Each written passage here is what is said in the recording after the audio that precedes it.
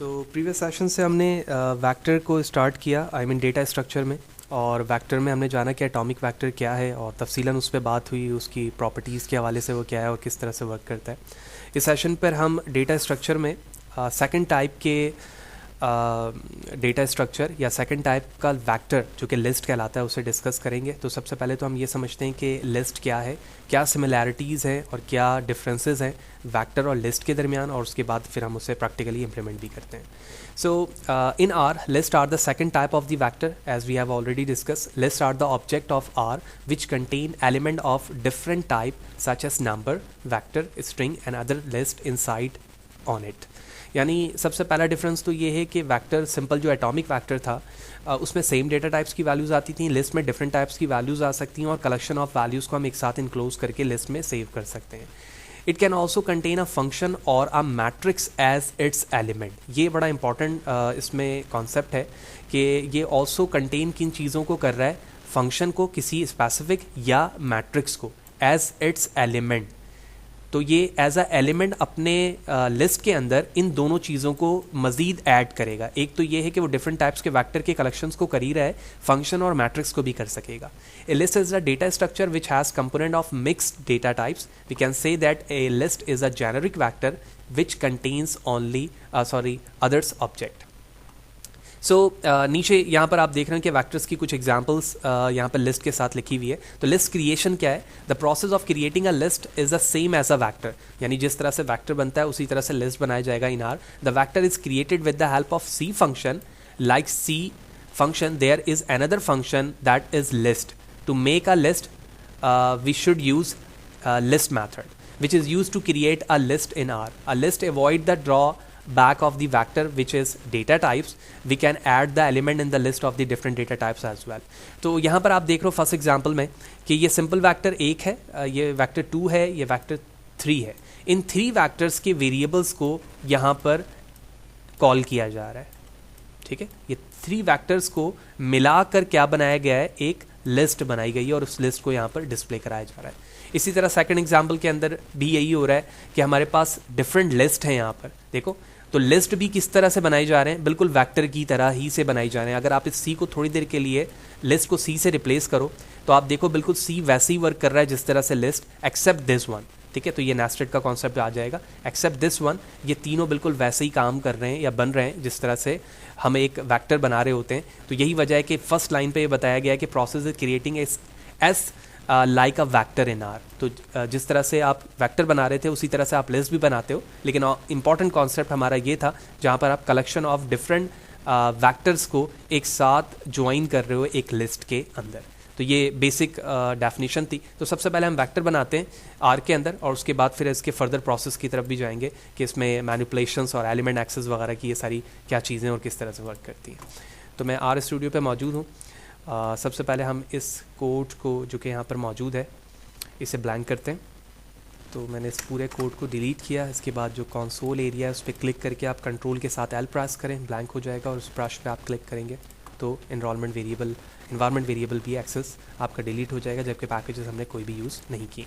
तो सबसे पहले तो हम उसी एग्जाम्पल को यूज़ करते हैं जो एग्जाम्पल हमने स्लाइड पे देखी है। ठीक है, तो मैं PPT से कोई ही यूज़ कर लेता हूँ। तो मैंने इस कोड को यहाँ से कॉपी कर लिया और यहाँ पर पेस्ट कर लिया। तो अगर आपने प्रीवियस सेशंस देखा है या प्रीवियस सेशंस में आप थे तो बड़े आसान एग्जाम्पल के ज़रिए से आप ये समझ सकते हो कि वेक्टर किस तरह से बनता है। तो ये सिंपल वेक्टर बनाने का तरीका है जिसके ज़रिए से हम डिफरेंट डेटा टाइप्स के वेक्टर को यहाँ पे क्रिएट कर रहे हैं। तो ये हमारे पास पहला वेक्टर है, फिर उसके बाद फिर हमने सेकंड वेक्टर बनाया, फिर थर्ड वेक्टर है जो कि लॉजिकली डेटा टाइप्स को यूज़ कर रहा है, और उसके बाद इन तीनों वेक्टर्स को जो यहाँ पर मौजूद हैं हम उसे एक लिस्ट के अंदर यूज़ कर रहे हैं, यानी ओवर आउट ऑफ लिस्ट। और इस लिस्ट के अंदर ये तीनों चीज़ें आ रही हैं एज अ वेरिएबल और उसके बाद ये डिस्प्ले हो रहा है। तो इन तीनों यानी 5 लाइनों को मैंने सेलेक्ट किया, कंट्रोल के साथ एंटर प्रेस किया, और अब आप यहाँ पर देख रहे हैं कि हमारे पास एक लिस्ट बनी है जो लिस्ट ऑफ 3 है। यहाँ पर आप देख रहे हो प्रॉपर्ली लिखा आ रहा है लिस्ट ऑफ 3, और इस लिस्ट ऑफ 3 के अंदर 3 अलग अलग वेक्टर्स हैं जो यहाँ पर आ रहे हैं। तो इसका मतलब ये हुआ कि मैं अब लिस्ट के पहले इंडेक्स पे इन तमाम चीज़ों को एक्सेस कर सकता हूँ, दूसरे में इसे और तीसरे में इसे। कैसे? इसे एक्सेस करने के लिए मैंने इस वेरिएबल को यूज़ किया और इसके इंडेक्स नंबर 1 को कॉल किया, इसी तरह से हम 2 को भी कॉल करते हैं और 3 को भी कॉल करते हैं। तो सबसे पहले वाले इंडेक्स को हम यहाँ पर एक्सेस करते हैं विंडो आर। देखें आप, जो पहला वेक्टर था वो एक्सेस हो गया, फिर इसी तरह दूसरे वाले को किया मैंने तो दूसरा जो स्ट्रिंग था वो हो गया और लॉजिकली थर्ड पे मौजूद है वो भी यहाँ पर एक्सेस हो गया। तो पहली एग्जांपल यहाँ पे ये थी कि हम लिस्ट किस तरह से बनाते हैं बाय यूजिंग वैक्टर्स जो कि डिफरेंट डेटा टाइप्स के हैं। तो कलेक्शन ऑफ वैल्यू यहाँ पे सेव हो गया। अब दूसरा तरीका ये है कि आप एक लिस्ट क्रिएट करना चाहते हो तो लिस्ट वेक्टर की तरह क्रिएट होता है और उसके लिए हमारे पास जो मेथड है लिस्ट है, तो मैं डिफरेंट टाइप्स की वैल्यू को एक ही उसमें भी कलेक्ट कर सकता हूँ। तो मैंने सिंगल कोटेशन के साथ यहाँ पर फ़हाद लिखा, फिर इन्वर्टेड कॉमा के साथ हमने यहाँ पर हुसैन लिखा, फिर उसके बाद हम यहाँ पर 2 लिख रहे हैं, फिर 2.56 लिख रहे हैं और उसके बाद मैंने 76L लिखा, फिर हमने यहाँ पर ट्रू लिख दिया, तो कैपिटल में लिखना होगा मुझे, और उसके बाद हम एक कॉम्प्लेक्स नंबर लिखते हैं as like 3 + 7J, that's it, sorry I। तो इस तरह से मैंने एक लिस्ट क्रिएट की और उसके बाद इस लिस्ट को मैं यहाँ पर डिस्प्ले करवा रहा हूँ और साथ ही साथ टाइप ऑफ वगैरह भी हम कॉल कर लेते हैं। तो मैंने यहाँ पर क्लास कॉल की, लिस्ट 1 की और इसी तरह से टाइप ऑफ लिस्ट 1 कॉल किया, ठीक है। और इसे हम एग्जीक्यूट करते हैं कंट्रोल एंटर के साथ। एंड हियर इट इज़, आप डेटा टाइप में प्रॉपर्ली देख रहे हो कि क्लास लिस्ट की है और यहाँ पर वो तमाम वैल्यूज़ यहाँ पर डिस्प्ले हो रहे हैं स्पेसिफाइड मैनर पे इंडेक्सेस के साथ। तो मैंने इसको टॉप पे किया, देखो इंडेक्स नंबर 1 of 1 पे ये वैल्यू आ रही है, 2 of 1, 3 of 1, 4 of 1, जो लिस्ट के फॉर्म पर वैल्यूज़ कलेक्शंस पे आ रही हैं वो तमाम वैल्यूज़ को यहाँ पर सेव कर रहा है। तो इस तरह से सक्सेसफुली लिस्ट बनाने के 2 डिफरेंट तरीके हमने यहाँ पर देखे कि लिस्ट किस तरह से बन रही है और उसमें ऑपरेशन किस तरह से परफॉर्म हो रहा है, उसको डिस्प्ले किस तरह से किया जा रहा है। अब सबसे इम्पॉर्टेंट पार्ट आता है हमारे उस ऑपरेशंस का जिसके लिए आप डेटा स्ट्रक्चर यूज़ करते हैं आर के अंदर। तो सबसे पहले राइट हैंड साइड पे जो इमेज है उस पर 1 से लेकर 6 हमारे list of the R programming data structure में ऑपरेशन है। तो सबसे पहले 1 पे लिस्ट क्रिएशन है, अभी हमने लिस्ट क्रिएशन देख लिया। उसके बाद लिखा हुआ है element list, naming the list element, यानी जब आप एलिमेंट्स बना रहे हो तो जिस तरह से वेक्टर में हमने नेमिंग की थी बिल्कुल इसी तरह से हम लिस्ट में भी नेमिंग कर सकते हैं। कैसे? नेमिंग को समझने के लिए हम प्रॉब्लम कोड पर आते हैं और प्रॉब्लम के वे पर उसे देखते हैं। देखो सबसे पहले तो मैं एक वेक्टर क्रिएट करता हूँ यहाँ पर, ठीक है। तो वेक्टर कोई भी हो सकता है, तो मैंने कहा लिस्ट अंडरस्कोर रिकॉर्ड और यहाँ पर हम कुछ कलेक्शंस ऑफ वेक्टर क्रिएट करते हैं। तो मैं चाहूँ तो इस तरह से एक वेक्टर भी क्रिएट कर सकता हूँ इन साइड पे, ठीक है। अभी हमने एग्जांपल में देखा मैं वेरिएबल का नाम लिख लूँ या डायरेक्ट वेक्टर लिख दूँ। तो वेक्टर के अंदर कुछ नेम्स लिखते हैं। तो मैंने यहाँ लिखा Fahad comma Adam comma John, ठीक है। These all are the 3 names. अब इन 3 नेम्स को हमें in term of the list and matrix use करना है, ठीक है। तो अभी हमने पीपीटी फाइल के फर्स्ट पीपीटी फाइल पे पेज पे देखा था कि हम अपने लिस्ट के साथ फंक्शंस या मैट्रिक्स को भी यूज़ कर सकते हैं। तो मैट्रिक्स या फंक्शन को मैं इसलिए यूज़ कर रहा हूँ ताकि मैं अपने लिस्ट को मैट्रिक्स के फॉर्म पर प्लॉट करके उसे row and column wise naming दे सकूँ, ठीक है। Row and column wise naming देने के लिए मैं यहाँ पर मैट्रिक्स को कॉल करूँगा, यानी मैट्रिक्स मैथड को। तो मैंने लिखा यहाँ पर मैट्रिक्स और उसके बाद मैट्रिक्स में भी मैं एक क्या बना रहा हूँ, वेक्टर बना रहा हूँ। तो मैट्रिक्स के अंदर मैं नंबर्स दे रहा हूँ। तो मैंने कहा 50, 55, 65 एंड 80, 90 एंड कॉमा 100। तो यहाँ पर मैंने 6 नंबर्स लिखे और उसके बाद इसके ब्रैकेट को क्लोज करके मैंने एंटर प्रेस कर दिया। एंटर प्रेस करने के बाद यहाँ पर n रॉस, ठीक है, यानी रॉस की क्वांटिटी बता रहा हूँ, n रॉ। तो n रॉ यहाँ पर आप जो भी बताना चाहते हैं वो बता दें। तो मैंने यहाँ पर 2 रॉ रखे हैं, उसके बाद आप उसमें चेंजिंग कर सकते हो। उसके बाद हम बाहर आएंगे इस, और यहाँ पर मैंने इसी के साथ कॉमा के बाद, ठीक है, मैंने एंटर कर दिया। यहाँ पर हम यहाँ पर एक लिस्ट क्रिएट करेंगे क्योंकि आपने मैट्रिक्स वैल्यू बता दी, कॉलम्स के नेम बता दिए। अब आपने लिस्ट एक और क्रिएट करनी है इसी के अंदर रहते हुए, ठीक है, जो कि सब्जेक्ट्स को मेंशन करेगा कि इन यूज़र्स के ये मार्क्स हैं इन सब्जेक्ट में। तो इसके लिए मैं एक और लिस्ट बना रहा हूँ। तो लिस्ट बनाने के लिए मैंने यहाँ पर लिख दिया C# कॉमा, ठीक है, R एंड उसके बाद मैंने लिख दिया यहाँ पर पाइथन, दैट्स इट। और उसके बाद हमारे पास ब्रैकेट क्लोज हो रहा है। तो मैं थोड़ा सा इसको सेपरेट कर देता हूँ ताकि समझना इसको मज़ीद आसान हो जाए, एज लाइक दिस, ठीक है। तो इस तरह से हमारे पास एक सिंपलेस्ट क्या चीज़ें बनी है, यहाँ पर एक लिस्ट रिकॉर्ड बना है और इस लिस्ट रिकॉर्ड के अंदर मैंने मैट्रिक्स मेथड को, रॉज और लिस्ट को इस्तेमाल किया। वाज़ेह है, ये फर्स्ट एलिमेंट है हमारे लिस्ट का, ये सेकंड एलिमेंट है, ये थर्ड एलिमेंट है और ये फोर्थ एलिमेंट है। ओवरऑल तमाम एलिमेंट्स को मैंने लिस्ट में इस्तेमाल किया है और उसके बाद मैं इसे डिस्प्ले करवा रहा हूँ। तो मैंने लिस्ट रिकॉर्ड को यहाँ लिखा और उसके बाद हम इसे डिस्प्ले कराते हैं। मैंने कंट्रोल के साथ एंटर प्रेस किया एंड अभी आप जो इसकी विजुलाइजेशन देखोगे वो आप देख रहे हो कि ये टॉप पर ये हेडिंग आ रही है, ये मैट्रिक्स प्लॉट हुआ हुआ है रिजल्ट, और ये कॉलम्स हैं जो कि इंडेक्स नंबर के साथ आ रहे हैं। तो अभी सारा जो UI है वो थोड़ा कॉम्प्लेक्स हुआ हुआ है, तो नेमिंग के लिए अभी हमें काम करना है। तो नेमिंग के काम करने के लिए मैं नेम्स मेथड को कॉल करूँगा, बिल्कुल वही नेम मेथड जो वेक्टर में भी हमने इस्तेमाल किया था।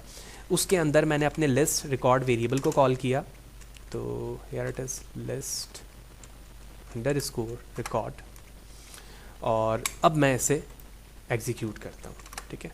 तो अब जब मैंने इसे एग्जीक्यूट किया तो ये कुछ नल वैल्यू यहाँ पे मुझे डिस्प्ले कर रहा है। इसकी वजह ये है कि मैंने नेमिंग वैल्यू यहाँ पर नहीं दी है, मैं डायरेक्ट उसे प्रिंट करवा रहा हूँ, ठीक है। तो एक चीज़ हमसे मिस हुई है, मिसिंग ये है कि नेम्स को जो आप डायरेक्टली डिस्प्ले करवा रहे हो तो आपने कोई वैल्यू नहीं दी नेमिंग को। तो अब मैं नेमिंग के लिए एक और वेक्टर बना रहा हूँ। तो नेमिंग के लिए वेक्टर मैंने ये बताया कि पहली चीज़ जो है, जो पहला वेक्टर है वो हमारे स्टूडेंट के नेम है, तो मैंने यहाँ लिख दिया स्टूडेंट्स। सेकंड क्या चीज़ है, मार्क्स है, तो मैंने यहाँ लिख दिया इन्वर्टेड कॉमा में मार्क्स। और थर्ड क्या चीज़ है, थर्ड हमारे पास कोर्सेज़ के नाम है, तो यहाँ पे मैंने लिख दिया कोर्सेज़, ठीक है। अब ये नेमिंग सेट हो गई। अब जब नेमिंग सेट हो गई तो अब मैं ओरिजिनली लिस्ट रिकॉर्ड को डिस्प्ले करके देख सकता हूँ।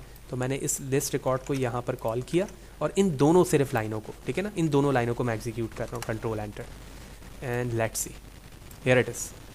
अब आप अगर बगौर देखें, नाम, मार्क्स, कोर्सेज नेम, तीनों चीज़ों की अलग अलग नेमिंग हो गई। जिस तरह से आपने वेक्टर वन डायमेंशनल डेटा को नेमिंग दी थी, और अगर याद हो तो वहाँ पर हमने आर प्रोग्रामिंग और डेटा साइंस के नाम से दो वेक्टर बनाए हुए थे और दोनों को नेम दिए हुए थे। अब यहाँ पर हमारे पास 3 यूज़र्स हैं, उनके डिफरेंट मार्क्स हैं सब्जेक्ट्स में, तो जो डिफरेंट मार्क्स हैं वो उसमें C#, R और पाइथन है, और तीनों चीज़ों को अलग अलग हमने नेमिंग दे दी है। अब मैं नेमिंग के ज़रिए से भी अपने लिस्ट के रिकॉर्ड को फ़िल्टर करके पेस्ट कर सकता हूँ या डिस्प्ले करवा सकता हूँ। कैसे? मैंने लिस्ट रिकॉर्ड को यहाँ से कॉल किया, ये लिस्ट रिकॉर्ड, और इसके अंदर हमने लिख दिया स्टूडेंट्स सिर्फ, ठीक है ना। तो अब अपने पूरे लिस्ट रिकॉर्ड में से मैं सिर्फ किसे कॉल कर रहा हूँ, स्टूडेंट्स को। तो स्टूडेंट्स के नाम आ गए। सिर्फ मार्क्स देखना है मुझे, मैं सिर्फ मार्क्स को यहाँ पर कॉल कर लूँगा।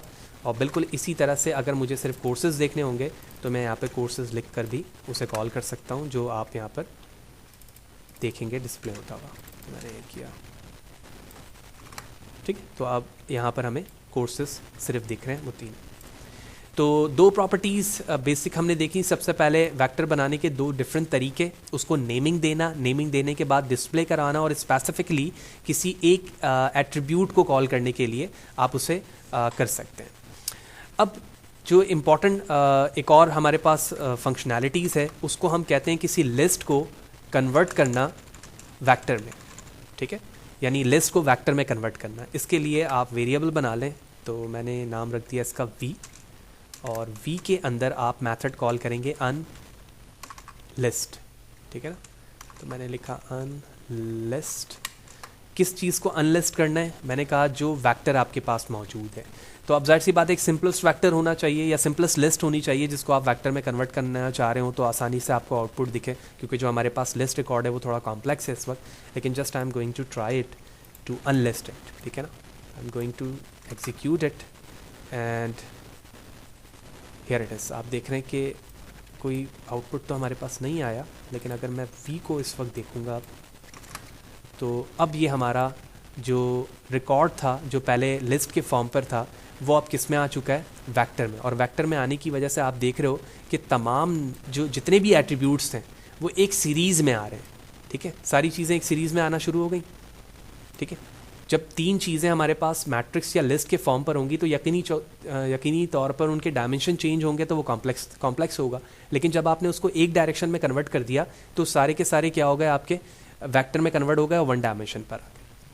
तो दो इंपॉर्टेंट चीज़ देख ली, नेमिंग करना और उसके बाद एक्सेस करने का भी हमने तरीका देख लिया कि नाम लिखकर या इंडेक्स नंबर लिखकर हम उसे एक्सेस कर सकते हैं। मैनिपुलेट करना लिस्ट एलिमेंट को, यानी रीनेम करना किसी चीज़ को, वो भी आप कर सकते हैं। तो अब मैं आता हूँ यहाँ पर। सबसे पहले तो हम ये देखते हैं मर्जिंग लिस्ट, ठीक है, यानी दो अलग अलग लिस्ट को मर्ज करना। जिस तरह से हमने सिंपल वेक्टर को किया है मर्ज, इसी तरह से आप लिस्ट को भी कर सकते हैं। तो मैंने L1 के नाम से एक लिस्ट बनाया पहले, ठीक है, और इसी तरह से L2 के नाम से भी बना लेते हैं। तो L1 L2, और उसके बाद आपको याद होगा कि मर्ज करने के लिए हमने एक टेक्निक इस्तेमाल की हुई थी कि एक और लिस्ट बनाई जाएगी और उसके अंदर उसको ऐड किया जाएगा। तो मैंने कहा यहाँ पर मर्ज लिस्ट, और अब यहाँ पर मैंने इस्तेमाल किया दोबारा से लिस्ट ऑफ जो लिस्ट आपने यहाँ पर करनी है। तो L1, L2, और इसे मैंने यहाँ पर एग्जीक्यूट किया एंड हियर इट इज़। आप देखें मर्ज लिस्ट, यहाँ पे लिस्ट ऑफ 2 लिखा आ रहा है, इसका मतलब है दो चीज़ों को इसने मर्ज किया हुआ है और ये वो वेरिएबल है जिसके अंदर ये मर्ज वैल्यू होंगी। तो अब मैं इस वैल्यू को सिर्फ एग्जीक्यूट करता हूँ, okay, and here it is. तमाम वैल्यूज़ मर्ज हो गई हैं इसके अंदर दोनों की, और दोनों मर्ज होकर दिख रहा है। तो लिस्ट कन्वर्ट करना, मैनिपुलेट करने के लिए भी हमें आगे जाना है, और इंडेक्सिंग देखने के लिए आप डायरेक्टली इंडेक्स नंबर लिखोगे तो उस स्पेसिफिक इंडेक्स पे जा सकते हो। मैनिपुलेट से क्या मुराद है? मैनिपुलेट से मुराद ये है कि आप किसी नेम को चेंज करना चाहते हो, इंडेक्सेस के रॉ के नेम को चेंज करना चाहते हो, कॉलम के नेम को चेंज करना चाहते हो, तो वो भी आप कर सकते हो। तो सबसे पहले तो हम अपने इस लिस्ट रिकॉर्ड पर आते हैं, ठीक है ना। ये लिस्ट रिकॉर्ड है जिसके अंदर कलेक्शन ऑफ लिस्ट मौजूद है। हम इसमें से किसी एक स्पेसिफिक इंडेक्स को कॉल करते हैं। तो मैंने यहाँ लिखा इंडेक्स नंबर 1, ठीक है। इंडेक्स नंबर 1 को एग्जीक्यूट करते हैं। तो इंडेक्स नंबर 1 को एग्जीक्यूट करते वक्त हमारे पास स्टूडेंट्स आ रहे हैं और स्टूडेंट के नेम्स आ रहे हैं, यानी ये मेरे कॉलम या हेडिंग का नाम है, जस्ट फॉर द अंडरस्टैंडिंग, और उसके बाद यहाँ पर नेम आ रहे हैं। अब मैं क्या करता हूँ कि जो नेम्स यहाँ पर मौजूद हैं उसे चेंज कर रहा हूँ, यानी मैनिपुलेट कर रहा हूँ। तो मैंने इसकी जगह लिख दिया स्टूडेंट्स नेम्स, ठीक है, मैनिपुलेट किया, और उसके बाद मैं सिर्फ और सिर्फ लिस्ट रिकॉर्ड को यहाँ पर डिस्प्ले करवा रहा हूँ ताकि मुझे मैनिपुलेट होता हुआ दिखे। मैंने एग्जीक्यूट किया and here it is, student now is converted into student names. आप यहाँ देख रहे हो स्टूडेंट नेम्स आ गया, बाकी मार्क्स अपनी जगह पर मौजूद है, कोर्सेज अपनी जगह पर मौजूद है। तो आप इस तरह से किसी भी स्पेसिफिक इंडेक्स को रिमूव एक्सचेंज कर सकते हो। नल करना चाहते हो तो आप नल भी कर सकते हो। नल करने का तरीका क्या हो सकता है? मैंने इसे दोबारा कॉल किया, कॉल करने के बाद यहाँ पर आकर इस स्ट्रिंग की जगह मैंने लिख दिया नल, ठीक है। उसके बाद इन दोनों को एग्जीक्यूट करते हैं। तो जैसे मैंने एग्जीक्यूट किया आप देख रहे हैं कि पहला जो रिकॉर्ड है मार्क्स आ रहा है, हालांकि पहले यहाँ पर क्या चीज़ें आ रही थी, स्टूडेंट नेम्स। अब वो स्टूडेंट नेम नल हो चुका है तो सिर्फ और सिर्फ मार्क्स और कोर्सेज के नेम आ रहे हैं। तो ये मैनिपुलेशंस हो गई, रीनेम करना, एक्सचेंज करना, नल करना, ठीक है। नल करने से वो चीज़ वहाँ पर डिलीट हो गई, वो सारी चीज़ें उसमें मैटर कर रही हैं। उसके बाद कन्वर्टिंग लिस्ट भी हमने देख लिया, मैनिपुलेशन भी देख लिया, और लास्ट में हमारे पास है मर्जिंग लिस्ट जो 6th पोजीशन पे, यानी दो चीज़ों को मर्ज करना। तो मर्ज करने के लिए हमने यहाँ पर जो टेक्निक यूज़ की वो ये वाली की, जिसके ज़रिए से हम दोनों को मर्ज कर रहे थे। और इंडेक्सिंग जो राइट हैंड साइड पर हमारे पास है, by using index, by using names, तो वो दोनों चीज़ें भी हम देख चुके हैं कि यहाँ पर हम नेम्स के ज़रिए से कर रहे हैं और यहाँ पर इंडेक्स नंबर के ज़रिए से कर रहे हैं। यानी अगर मैं सिर्फ और सिर्फ लिस्ट रिकॉर्ड 1 लिखूँ ये, तो ये नंबर के ज़रिए से सर्चिंग सर्चिंग हो रही है, मैनिपुलेशन हो रही है, उस इंडेक्स में जो भी वैल्यू है वो यहाँ पर डिस्प्ले हो जाए। और अगर मैं डायरेक्टली यहाँ पर उस एट्रीब्यूट का नाम लिख दूंगा, उसके कॉलम का नेम लिख दूंगा, तो वो भी यहाँ पर सर्च होकर या फाइंड होकर यहाँ पर आ जाएगा। तो इस तरह से ओवरऑल हमने देखा कि डेटा स्ट्रक्चर हमारे पास लिस्ट क्या है और वो किस तरह से वेक्टर का ही एक पार्ट है और उसमें क्या चेंजिंग है। सबसे पहले हमने वेक्टर बनाने के 2 डिफरेंट तरीके देखे। तरीके देखने के बाद हमने देखा कि हम उस लिस्ट को वेक्टर में कैसे कन्वर्ट कर सकते हैं, 2 अलग अलग लिस्ट को मर्ज कैसे किया जा सकता है, बाय इंडेक्सिंग नेम और नंबर्स किस तरह से उसको एक्सेस किया जा सकता है। इसी तरह से लिस्ट में मैट्रिक्स के एट्रीब्यूट को या लिस्ट के एट्रीब्यूट को किस तरह से हम इस्तेमाल करके उसको नेम दे सकते हैं। नेम देने के बाद उसको एज लाइक अ मैट्रिक्स या टेबल डिस्प्ले करवा सकते हैं और उसके बाद हमने उसको एक्सचेंज होता हुआ भी देखा अकॉर्डिंग टू द रिक्वायरमेंट। तो यही वो सारी चीज़ें हैं जो प्रोफेशनली जब आपके पास एक रॉ डेटा दिया जाता है या आपको मिलता है उसको मैनिपुलेट करने के लिए इस्तेमाल होते हैं कि हम उस डेटा को किस तरह से मैनिपुलेट करेंगे, एक्सचेंज करेंगे और रिक्वायरमेंट के मुताबिक चेंज करेंगे। तो जो काम मैंने यहाँ पर अपने ऑफलाइन मशीन पे किया है, मैं सिंपली इसी काम को अपने कोलैब पे भी कर सकता हूँ। तो कोलैब पर मैं फास्ट डेमो 1 पर मौजूद हूँ और जो लिंक हमने शेयर कर रखी है उसी लिंक पर आप लॉगिन होंगे तो कोलैब आपके लिए आर के लिए प्लेटफॉर्म रेडी करेगा। तो जितना कोड मैंने वहाँ पे किया है मैं उन तमाम को आर स्टूडियो पे भी चला सकता हूँ, जहाँ पर आपके पास free CPU, TPU and GPU मौजूद होता है। वो सारी चीज़ें सक्सेसफुल यहाँ पे चल रही हैं।